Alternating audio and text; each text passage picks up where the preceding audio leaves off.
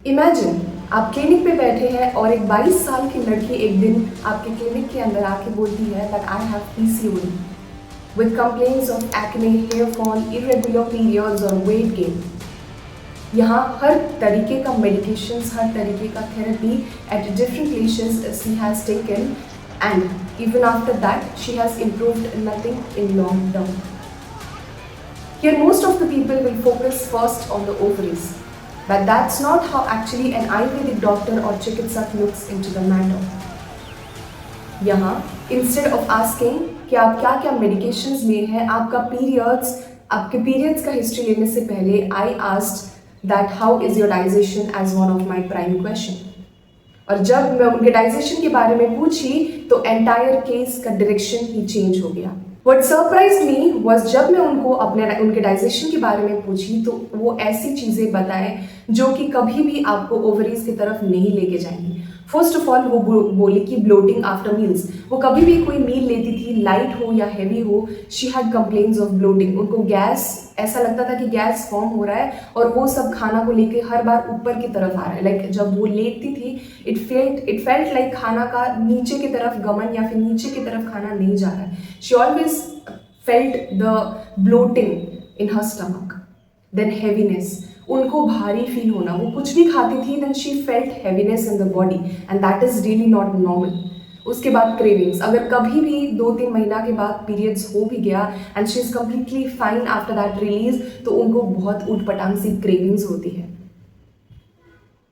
Then comes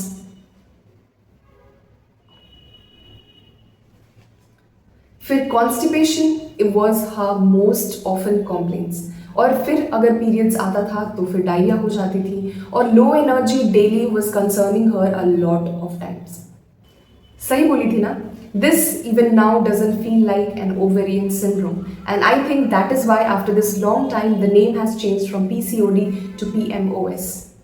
polycystic ovarian syndrome नहीं, poly endocrine metabolic ovarian syndrome. Polyendocrine, it means not only one gland or one system, it can affect most of our endocrine system only when your digestion is not clear. It might be a lot of problems related to your metabolism, related to your feeling of being and your overall being of the ovaries, and not just the ovaries. Now the entire case doesn't look like that the problem is in the uterus. अभी इस case में मैं थोड़ा सा differently सोच के आपको दिखाऊंगी and you have to connect the patterns of PMOS. First, disturbed digestion. Second, her sleep was disturbed or poor. The routine was completely irregular or erratic, मतलब काफ़ी ज़्यादा unregulated और untimely. Fourth, उनका स्ट्रेस बहुत ज़्यादा था. Throughout the day, she had very extreme low movement of her extremities. Then comes her state of being, like she never did anything at a single time. Her waking up was erratic. She doesn't know when does she wake up. Like while giving the history, she was really confused about what to say and what not to. और जब ये सब continued for long time, think of your body how it will react. वो body इतना metabolically affected रहा that all of the symptoms started showing everywhere in the body. अगर honestly बताऊं तो यही सबसे बड़ी गलती लोग करते हैं। उनको एक्ने का ट्रीटमेंट अलग से चाहिए, हेयर फॉल का ट्रीटमेंट अलग से चाहिए, पीरियड्स का सिस्टम अलग से चाहिए, but the medications has to focus on the body as whole one system. इनको अलग नहीं कर सकते हैं। अभी एग्जैक्ट आंसर्स पे जाते हैं। उनको जब मैं उनके रूटीन के बारे में पूछी तो she was very clear that her usual time of sleep was 2 AM। फिर वो ऑफिस जाती थी and she usually skipped meals. This was an important history कि वो मील्स स्किप करती थी। वो वर्कलोड के हिसाब से हो सकता है, उनके काम की वजह से हो सकता है, या फिर different sort of stress she had in her office, तो वो मील्स स्किप करती है और इससे रिलेटेड था that her stress was really high. फिर नेक्स्ट आता है कि उनका मूवमेंट, उनका पूरा बेयरली during the day she worked at least like around only 1000 to 1200 steps में भी। वो कैब से जाती थी और वो जिस अपार्टमेंट में रहती थी उसमें लिफ्ट था, ऑफिस में लिफ्ट था, उसमें निकल के वो कैब से आती थी and she had history of not even walking in the kitchen क्योंकि उनके पास एक हाउसमेड थी जो 15 to 16 आवर्स उनके किचन में काम करती थी and she had to do none of a chores at home, just her own work and she had to leave, come back, sleep, eat and that's it. अभी मैं धीरे धीरे जैसे उनको लीडिंग क्वेश्चंस पूछते गई और वो एग्जैक्ट आंसर्स देने गई तो मैं बहुत लोगों जो पीसीओडी लेके आते हैं उनके केसेस को कंपेयर करना शुरू कर दी और different senses in different cases, बहुत ज़्यादा डिफरेंट पैटर्न और बहुत ज़्यादा different complaints. Because a week before, I also confronted a PCOD patient who was having very different presentations with her. Her main complaint was anxiety. उनको बहुत ज़्यादा stress होता था. She cannot think about a certain thing for a long time. उनको बहुत ज़्यादा suffocation और discomfort feel होता था जब she was thinking about her goals, her setting of doing some normal things in her home. Second, irregular periods was obvious.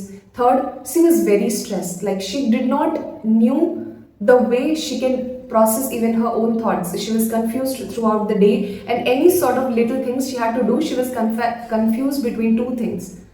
But here comes the twist that she had severe sleep issues. उनको रात को नींद नहीं आ रहा था. It felt like an insomnia case at first place because insomnia से भी related होता है constipation, like your fissure, fistula and all sort of different things. Then the interesting part was she had a body with thin type. It means no weight gain or PCOD. Is even this possible in a case? अभी धीरे धीरे let's start from the lifestyle itself. इतना आपको पता चल गया होगा कि दोनों को एग्जैक्ट सेम लाइफस्टाइल एडवाइस हम नहीं दे सकते हैं क्योंकि the first type of patient, she had complaints of weight gain, so we have to work on weight loss. Her digestion was erratic, so we have to work on her digestion. She had the complaints of lethargy, so movement has to be improved.